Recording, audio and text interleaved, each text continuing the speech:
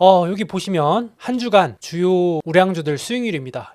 마이너스 10%는 기본인데요. 엔비디아가 마이너스 13%, 넷플릭스 마이너스 10% 넘게 빠졌고요. 반도체 생산 기지 1등 TSMC, 반도체 장비 1등 ASML도 10%씩 빠졌습니다. 와, 어마어마하게 빠졌어요. 그래가지고 여기 보시면 약세장을 뜻하는 곰이 강세장을 뜻하는 황소를 크게 한 방 먹이고 있습니다. 올해 내내 1분기 분위기 좋았는데 약간 4월 들어서 분위기가 조금 바뀌는 모습이죠. 그래서 많은 분들이 좀 기분도 안 좋으셨을 것 같고 걱정도 하시는데 그 얘기 한번 해보겠습니다.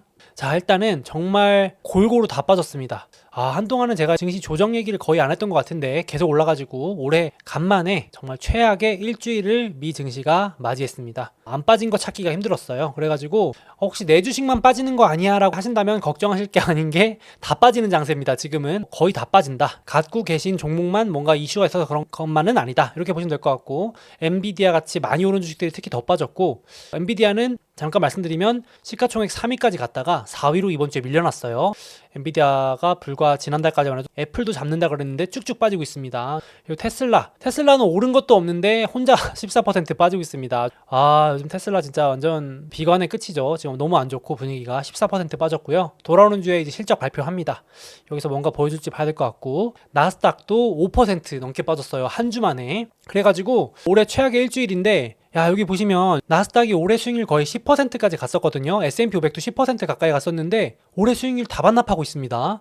지금 1, 2, 3월 꾸준히 올랐거든요. 조정도 없이. 근데 4월달 지금 한 달 다 되지도 않았는데도 올해 수익률 다 까먹고 있습니다. 여차하면 마이너스 돌아설 수 있다는 우려도 커지고 있어요. 반도체도 올해 정말 잘 나갔었는데 수익률 많이 까먹고 무려 한 주에 9% 빠지면서 많이 하락했습니다. 그래서 뒤에서 좀 더 자세히 얘기 드려볼게요. 자, 일단은 제가 이제 주간 소수의견 통해서도 브리핑 한번 해드렸지만 여기 이번 주 S&P 500에서 반도체 주식들이 하위권을 싹쓸이했습니다. 가장 많이 빠진 주식 1등이 슈마컴이라 그래서 슈퍼 마이크로 컴퓨터라 그래서 엔비디아한테 AI 서버를 납품하는 회사로 엔비디아 덕분에 S&P 500 지수에도 편입된 회사죠. 그래가지고 많이들 관심도 가지셨던 회사인데 이 회사가 원흉이 됐었어요. 뒤에서 말씀드릴게요. 슈마컴이 마이너스 20% 넘게 빠졌고요. 그 여파로 반도체 주식들 다 같이 빠졌습니다. 엔비디아 주간 하락률 3위, TSMC, ASML 이렇게 해서 다 빠졌습니다. 그래서 좀 더 자세히 얘기 드려보면 일단 주 후반부에 목요일 금요일에 엔비디아랑 긴밀한 관계를 유지하고 있는 슈퍼 마이크로 컴퓨터라는 회사가 갑자기 발표를 합니다. 우리 이제 여태까지는 사전 실적을 공개했었는데 이번부터는 사전 실적 공개 안 할게 라고 하니까 그거 하나 가지고 마이너스 20% 빠져버립니다. 왜냐면 지난 분기까지만 해도 사전 발표 때마다 이제 우리 이번에 실적 이렇게 좋다라고 자신감을 표명했었거든요. 기업들이 자기가 실적이 잘 나올 것 같으면 사전 실적까지도 발표하면서 막 자랑을 하잖아요. 자신감을 뿜뿜하면은 주가가 미리 오르고. 그러는데 이번에는 우리는 이번에 사전에서 공개할 건 아니고 그냥 본 실적에서 공개할게 하니까 시장에서 우려를 먼저 하는 거죠.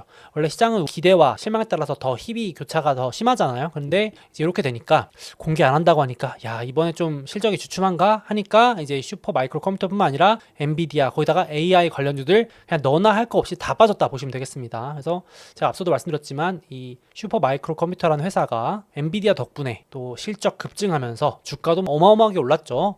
그래서 S&P 500 지수에도 편입된 회사인데 이렇게 되면서 지금 막 외국의 커뮤니티에서는 이거 완전 사기친 거 아니냐, 이거 약간 뽐뿌 넣었던 테마주 아니냐 막 이렇게까지 비관론이 막 커지고 있어요. 돌아오는 주 이제 더 빠지면은 비관론이 더 커지겠죠. 지금 이 회사가 고점 대비 뭐 40% 넘게 빠지고 있기 때문에 이제 많은 분들이 또 손실 구간에 접어들고 하면서 많이들 걱정을 하시는 모습이에요. 그래서 제가 뒤에서 말씀드릴 거지만 개인적으로는 엔비디아 실적 발표가 5월 22일, 5월 중순에 있는데 그 전까지는 당분간은 이렇게 좀 부진하게 흐름을 보이다가 엔비디아가 이번 실적에서도 좀 역시나 엔비디아다라는 걸 보여주면서 돌아설 수 있는 시나리오가 나오지 않을까 싶은데 그 전까지는 약간 조정 핑계가 되지 않을까 싶습니다.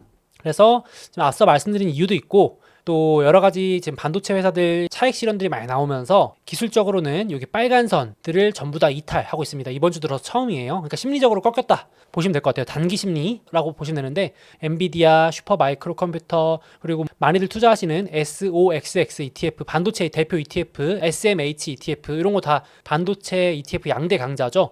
요게 다 요 빨간 선 밑으로 이번 주에 처음 떨어졌습니다. 그러니까 올해 들어서 랠리하는 동안 한 번도 단기 심리가 무너진 적이 없는, 꺾인 적이 없는 주식들이자 대장주였는데 요게 약간 이번 주 들어서 조금 주춤하다라고 보시면 될 것 같아요. 그래서 이렇게 되면은 4월, 5월 좀 다시 숨고르기를 하고 다시 올라갈 준비를 해야 되지 않을까. 말씀드린 것처럼 엔비디아 같은 회사들이 다시 한번 실적으로 보여줘야 되지 않을까 싶긴 합니다. 좀 아쉽지만. 그래서 이제 엔비디아 같은 경우는 이번에 역시나 여기 보시면 단기 심리선인 빨간색 선을 올해 처음으로 이탈하면서 언론에서도 겁주는 얘기 많이 하죠. 뭐 엔비디아 이제 시대 끝난 거 아니냐, 이제 대장주 자리 넘겨주는 거 아니냐, 이제 증시 조정 시작되는 거 아니냐, 이런 겁을 주는 기사들도 많이 나오고 걱정하는 뉴스들도 많이 나오는데 일단 봐야겠죠. 5월 달에. 그래서 여기 적어놨지만 5월 실적 발표 전까지는 조금 주춤할 수 있겠다라고 보시면 될 것 같고, 코로나 이후로 최대 폭락입니다. 일간 최대 폭락. 많이 올랐으니까 그만큼 많이 빠진 것도 있는데, 참고로 2020년 3월 중순 코로나발 바닥 때 마이너스 18% 빠진 게 저점이었고, 그 다음으로는 이렇게까지 엔비디아가 그래도 빠진 적이 없었는데 일간 10%니까 야, 뭔가 심리가 바뀐 거 아니냐, 툼에 나온 거 아니냐, 약간 대거 차익 실현이 나온 거 아니냐라는 걱정들도 좀 많이 하시는 분위기예요. 근데 제가 봤을 때는 이제 약간 쉬었다 갈 정도지, 뭐 이게 이렇게 막 엔비디아 실적 자체가 무너지고 그런 건 아니고 많이 올라서 많이 오른 만큼 좀 고변동 주식이 된 것 같긴 합니다. 일단은 좀 지켜봐야겠지만, 그래서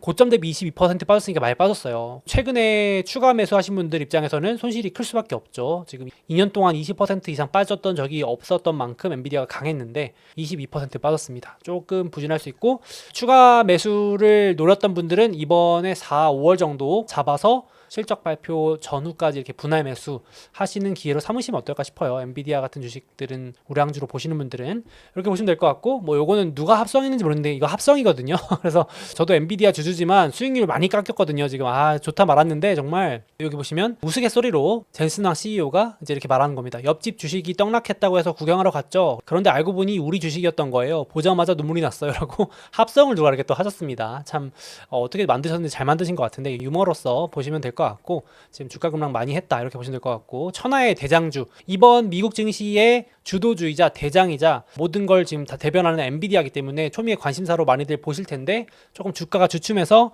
좀 지켜보긴 해야 될 것 같습니다. 이제 추가로 조금 조정이 더 있을 수 있겠다 이렇게 보시면 될 것 같고, 그리고 지금 엔비디아만 빠진 게 아니고 그 전에 줄줄이 반도체 대표 기업들이 실적 발표를 했는데, 제가 봐도 약간 지금 증시 분위기가 이제 많이 오른 걸 핑계 삼아 가지고 긍정적인 것보다는 약간 부정적인 부분을 조금 민감하게 더 받아들이는 것 같아요. 그러니까 그런 게 있거든요. 이게 증시가 오르려고 마음 먹으면은 악재는 부각 안 시키고 막 호재만 부각시켜요. 그러니까 악재는 에이 뭐 그런 거 무시해도 돼 하면서 상승할 만한 재료를 더 부각시키는 부분이 있고, 떨어지려 그러면 되게 조그만 악재인데도 민감하게 이거 봐라 위험하다 이러면서 막 떨어뜨리는 뉴스를 그 재료 삼아 쓰는 경우가 되게 많은데, 제가 느낀 점은 좀 그랬습니다. 뭐냐면 ASML 같은 회사도 반도체 장비 1등 회사입니다. 첨단 장비, 이 회사가 없으면 AI 시대가 오지 않는다라고 할 정도로 CEO가 자신만만해하는 그런 기술을 보유한 회사인데, 실적 발표하고 나서 주가가 급락을 했습니다. 7, 8%가 빠졌던 것 같고, 주간으로는 10% 넘게 빠졌습니다. 근데 보시면 뭐 워낙 많이 올랐긴 했죠. 그래서 이제 어떤 게 주목받았냐면은, 고객사가 대표적으로 TSMC, 삼성전자, 인텔, 하이닉스 같은 대표적인 우량 고객들입니다. 반도체 장비 만드는 회사니까 고객들이 장비 주문을 미루고 관망하고 있다. 요걸 이제 주목해가지고 아무래도 지금 24년보다는 25년이 더 회복이 될 것 같다. 약간 지금 경기가 엄청 빠르게 회복되고 있는 건 아니니까, 글로벌 경기가. 지금 미국은 좋은데 그 외의 나라들은 아직 뭐 예를 들어서 가전제품 수요가 살아난다거나 이런 게 아니기 때문에 조금 고객사들이 미루고 있다. AI 반도체에 대한 수요는 강력하지만 그 외의 제품에 대한 수요는 아직 좀 약한 것 같다 라고 하니까, 이제 시장에서 반도체 경기가 아직 생각보다 회복이 안 된다 막 이러면서 이제 걱정 어린 걸로 반영해서 주가 좀 빠졌고, 반도체 생산기지 1등 TSMC도 똑같은 코멘트로 했습니다. AI 반도체는 너무 좋은데 AI 빼고 나머지 반도체 회복이 느리다, 주문이 늦게 들어온다 하니까 이제 그걸 핑계 삼아서 주가를 좀 빼는 모습입니다. 그러니까 웃긴 게, 이제 지난 분기까지만 해도 다른 반도체 회복 느리다고 했었거든요. 그때도 다른 반도체는 별로인데 AI 반도체가 폭발적이라 그러니까 두 회사의 주가가 다 서프라이즈로 올랐었어요. 제가 기억을 하거든요. 근데 이제 또 주가가 빠질 때가 되니까 조정 핑계를 대려고 이제는 야 이거 봐 다른 반도체 안 살아나잖아 라고 하면서 이제 그걸 부각시키는 모습입니다. 그래서 긍정적인 부분보다는 부정적인 부분을 민감하게 받아들이면서 이제 조정 핑계를 댔다라고 저는 좀 조심스럽게 말씀드리고 싶습니다. 그래서 이 회사들의 근본적인 경쟁력이나 미래 전망에 대해서는 의심할 바가 없는 것 같다라고 다시 생각이 들었고, 좀 조정 조정받고 또 다시 우상향하지 않을까라고 생각하는 주식들입니다. 걱정할 거 없을 것 같고 반도체 ETF도 포함해서요. 그리고 이제 좀 찜찜한 게 이런 것들이죠. 시장이 좀 걱정했던 부분이 넷플릭스도 실적 발표를 했는데 실적이 잘 나왔거든요. 그래서 저는 보고 또 오르겠네 했는데 갑자기 앞으로 구독자 수 공개 안 한다 이렇게 발표해버리니까 주가가 그걸 빌미 삼아서 또 폭락을 시켜버립니다. 사실 넷플릭스가 조용히 2년 동안 고점까지 회복을 하다가 이제 요만큼 빠졌으니까 에게 이거 빠졌어 하실 수 있는데 사실 10%면 많이 빠지긴 한 거죠. 고점에서 10%. 그래서 지금 이번에 실적도 엄청 잘 나왔고요. 구독자도 무려 전년 대비 16%나 늘었거든요. 이 넷플릭스라는 회사가 총 구독자가 2.7억 명에 달할 정도로 엄청나게 글로벌리한 회사입니다. 근데도 전년 대비 구독자가 10% 넘게 늘어나는 거는 어마어마한 성장세인데도 실적도 잘 나왔고 근데도 이제 CEO가 앞으로 신규 가입자 수 공개 안 할 거고 가입자당 매출도 공개하지 않겠다. 이러니까 저도 좀 약간 찜찜하더라고요. 아니 넷플릭스 같은 회사들은 대표적인 구독 회사고 가입자 수가 파악이 돼야 그걸로 이제 가입자 곱하기 매출이나 뭐 여러 가지 부가가치를 계산했을 때 우리가 실적을 점검해 볼 수 있고 계산도 해볼 수 있고 미래가치를 계산해 볼 수 있는 건데 그걸 공개 안 하겠다고 하니까 이제 시장에서도 당연히 이건 좀 찜찜해할 만합니다. 제가 봐도 자신 있었으면 공개를 하겠죠. 근데 이제 뭐 앞으로 우리는 구독자보다도 수익이나 현금 흐름으로 증명하겠다 하는데 그건 당연한 거고 구독자 수를 굳이 왜 공개 안 하는지 이제 거기에 대해서 의구심을 좀 가졌던 것 같습니다. 그래서 실적 서프라이즈, 구독자 증가, 그리고 향후 가이던스 전망도 나쁘지 않았는데 이제 향후 정보에 대해서 비공개한다고 하니까 좀 부정적으로 봤다. 그래서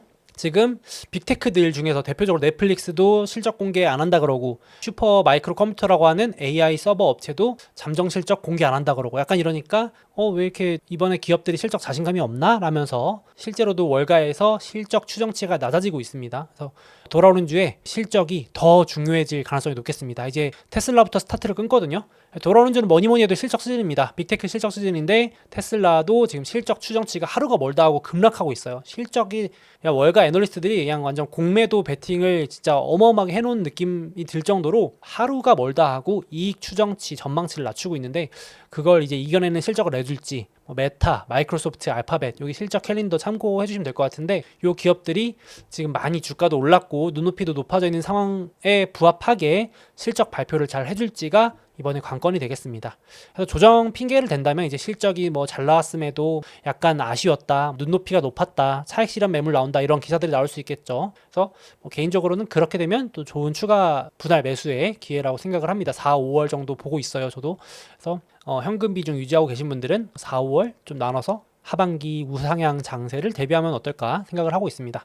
또 금요일 날에는 연준이 보는 물가 지표 발표되고요. 그리고 연준 위원들은 이 기간 동안은 블랙아웃이라 그래서 말을 못하는 기간이기 때문에 좀 매크로보다는 실적 따라서 개별 종목 장세가 좀 펼쳐질 것 같습니다. 좀 실적 잘 나와서 분위기 반전시켜주면 좋겠습니다. 이렇게 캘린더 보시면 될 것 같고, 자 그리고 이런 얘기가 있습니다. 지금 보시면 이 그래프가 제가 영상에서 가장 중요하게 보여드리고 싶은 자료인데요.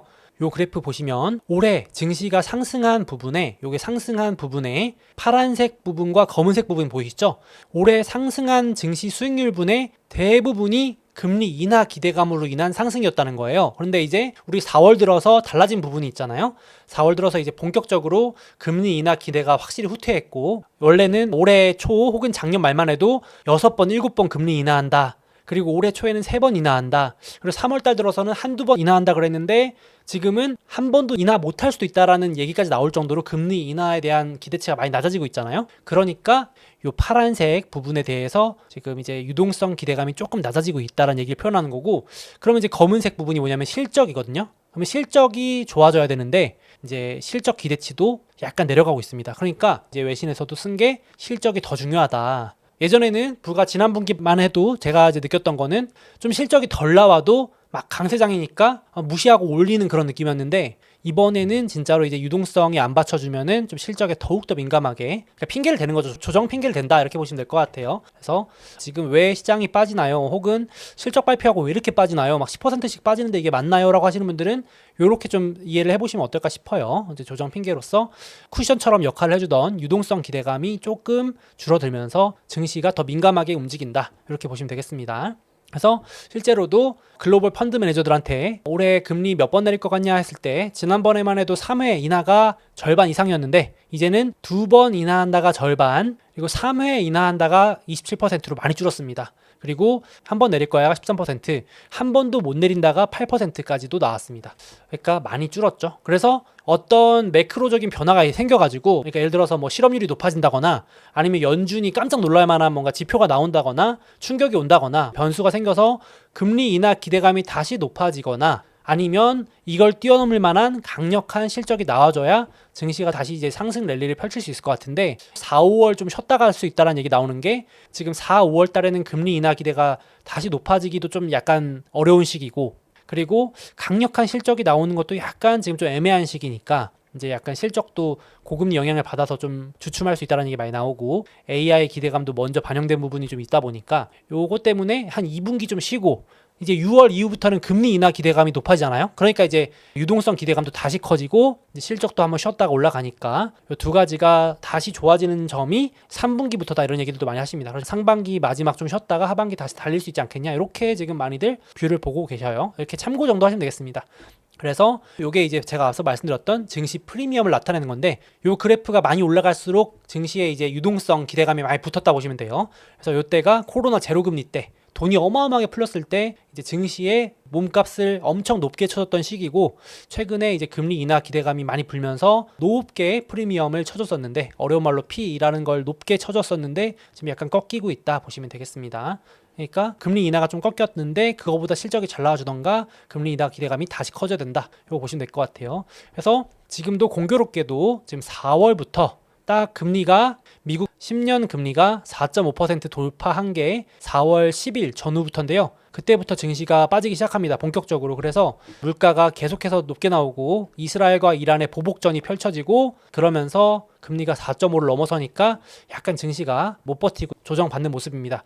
참고로 작년 10월달 요 구간에서도 금리가 4.5를 넘어가니까 이제 증시가 못 버티고 좀 빠졌었거든요. 이때도 이스라엘 팔레스타인 28 전쟁, 28 갈등이 불거지면서 고금리 고물가 얘기가 또 나왔던 때입니다. 똑같이 반복입니다. 거의 리플레이 수준인데요.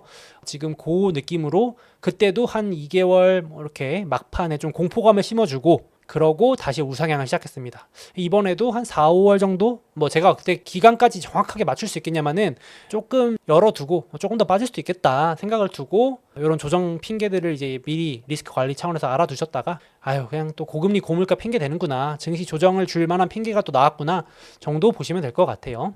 그래서 그 당시에도 작년 말에도 10% 정도 빠지고 마감했고, 미국 증시 고점에서 5% 빠졌습니다. 제 기준에서는 사실 5%는 조정도 아닌데, 2022년 러우 전쟁 두드려 맞았을 때 증시가 뭐 20%, 30%도 빠졌었는데, 그거에 비하면 지금 이게 빠진 건가요? 라고 하실 수도 있습니다. 이 조정이 맞아요? 라고 하실 수 있는데, 처음 하시는 분들은, 올해 주식 투자 처음 하셨거나 미국 주식 처음 하신 분들은 너무 평온한 장세, 그러니까 5%는커녕 3%도 빠진 적을 겪어보시지 않은 분들은 지금 패닉이죠. 야, 증시가 이렇게 많이 빠진다고 막 하면서 놀라실 수 있을 만큼 올해 평온했다가 좀 빠지고 있습니다. 근데 이 정도는 늘 있다, 걱정 너무 안 하셔도 된다 싶고, 물론 조금 더 빠질 수 있다. 증시 한 10%씩 조정 가끔씩 나오거든요. 1년에 한 번 정도 나온다 보시면 됩니다. 이렇게 보시면 될 것 같습니다. 그래서 제가 똑같이 적어놨지만 확대한 겁니다. 제가 날짜별로 저도 메모를 해놓거든요, 왜 빠졌는지. 근데 물가가 세게 나오면서 금리 4.5 돌파했고 4월 10일 날 그때부터 증시가 좀 휘청하더니 이제 일주일 간격으로 이스라엘, 이란이 서로 미사일 한 방씩, 드론 한 방씩 날리고 보복전 해주고 나니까 제 증시가 그 핑계 대면 쭉쭉쭉, 다른 요인들도 많지만 대표적인 사건들만 적어 놓은 겁니다.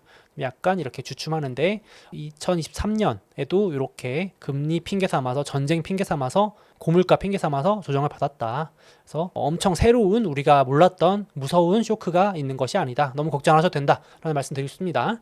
그래서 이번 시장 조정 때 평소에 우리 같이 공부해놨던 우량주와 시장 지수, 나스닥, S&P 500 이런 거 너무 비싸서 못 샀어요 라고 하시는 분들은 이번이 이제 또 기회가 될 수 있겠죠. 그래서 지금 증시 많이 조정 받고 있거든요. 빅테크들, 엔비디아 이런 것들도 많이 좀 빠지고 있고, 보시면 애플, 테슬라는 지금 거의 난리 났고요. 그래서 또 용기 내서 역발상으로 강조드리지만, 증시 저점과 바닥을 잡는 건 쉽지 않으니까 4, 5월 정도까지 조정 줄 수 있구나, 그래서 여유 있게 분할 매수하자, 이렇게 계획 세우셔가지고 이번에 뭐 사야지 라고 하시면 좋을 것 같습니다. 저도 이제 나스닥하고 S&P 500 이런 거는 그냥 추가 매수 할 생각입니다. 그리고 개별 주식도 한번 보시면 좋을 것 같아요. 그래서 조정장 때마다 한 번씩 꼭 펼쳐서 보여드립니다. 제가 아예 저장해놓고 있는 자료인데 5% 하락은 1년에 3.4번 꼴로 나온다는 자료입니다. 그러니까 4개월마다 한 번씩 5% 정도의 조정은 나올 수 있다. 이렇게 보시면 될 것 같고요. 10% 정도의 하락은 1년에 한 번. 그러니까 이번에 10% 빠질 수도 있고 안 빠질 수도 있는데 그냥 2024년에 내 계좌가 10%에서 한 15% 이상 녹아낼 수 있다라는 거는 주식 투자하시면서 꼭 염두에 두셔야 됩니다. 변동성을 이겨내셔야지 또 우리가 초과 수익을 누릴 수 있다고 생각을 합니다. 그래서 너무 걱정 안 하셨으면 좋겠고, 물론 저도 알고 있습니다. 오늘 제가 이제 알고 있는 그 한 지인분께서 카톡방에 이렇게 올려주셨더라고요. 우스갯소리로 빅테크 10년간 주가 상승률 하면서 마이크로소프트 900%, 애플 700, 아마존 1000%, 엔비디아 16,000, 메타 733, 구글 489%, 테슬라 1000%, 아무거나 3억 놓고 10년만 들고 있으면 됨이라고 하셨는데 웃으면서 얘기해 주신 거예요. 그냥 농담 삼아서.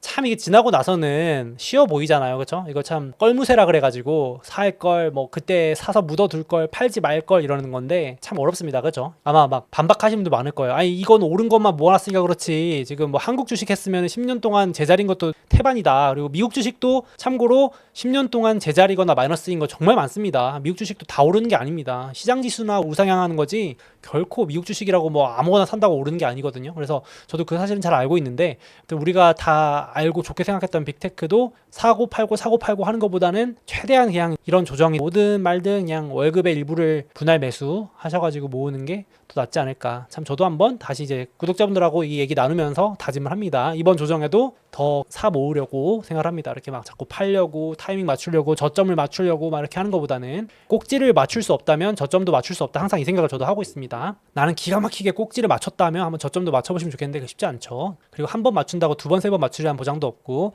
그렇습니다. 그래서 말씀드려봤고요. 그래서 이번에 조정장이 조금 더 이어질 수 있으므로, 물론 오르락 내리락 할 수 있겠지만 이럴 때 조정장일 때 우량주와 시장지수 사모으셔서 또 저가 매수로 하는 기회로 보시면 좋을 것 같습니다. 조금 차분하게 보시면 좋을 것 같아요. 약간 빠질 수 있다라고 마음을 미리 내려놓으면 좀 낫습니다. 그래도 알고 얻어맞으면 좀 나아요. 그래도 이렇게 모르고 얻어맞으면 기분 나쁜데 그렇습니다. 자, 다음으로 우리가 주식 투자를 하다 보면 마치 변덕쟁이처럼 증시 분위기가 수시로 바뀌어서 헷갈린다 라고 느낄 때가 있는데요. 예를 들어서 어떤 날에는 금리 인하 기대감이 낮아진다고 증시가 빠지고, 또 어떤 날에는 금리 인하 기대감이 살아나서 오르고, 또 어떤 날은 침체가 온다고 그 걱정 때문에 하락하고, 또 어떤 날은 침체가 안 올 것 같아서 증시가 오른다고 합니다. 정말 이런 뉴스만 보면 헷갈리실 법한데요. 이런 수많은 긍정, 부정 뉴스에 흔들리지 않기 위해서는 나만의 명확한 판단 기준이 있어야 된다고 생각을 합니다. 그래서 제가 이번에 새롭게 출시한 소수몽키의 미국 주식 마스터 클래스 강의에서는 이런 투자 판단을 스스로 내릴 수 있는 구체적인 방법을 담았습니다. 예를 들어서 지금은 주식 투자하기 좋은 시점일까? 주식 비중을 늘려야 될까? 줄일 때일까? 혹은 이 주식 얼마에 사는 게 좋을까? 지금 가격에 사도 되는 걸까? 혹은 지금 시장 분위기에 편승해서 올라타야 될까? 아니면 슬슬 조심해야 될 때일까? 와 같은 투자하실 때 꼭 필요한 질문에 스스로 답하실 수 있게 되실 겁니다. 특히 이번 강의를 다 수강하고 나시면 일회성으로 끝나는 게 아니라 미국 주식 투자하시면서 평생 활용하실 수 있는 실전 노하우들을 얻어가실 수 있다고 생각합니다. 올해 저와 함께 제대로 투자 공부해보고 싶고 성과를 좀 더 높여보고 싶다 하시는 분들께서는 댓글과 더보기에 소몽의 마스터 클래스 링크 한번 참고해보시면 좋을 것 같습니다.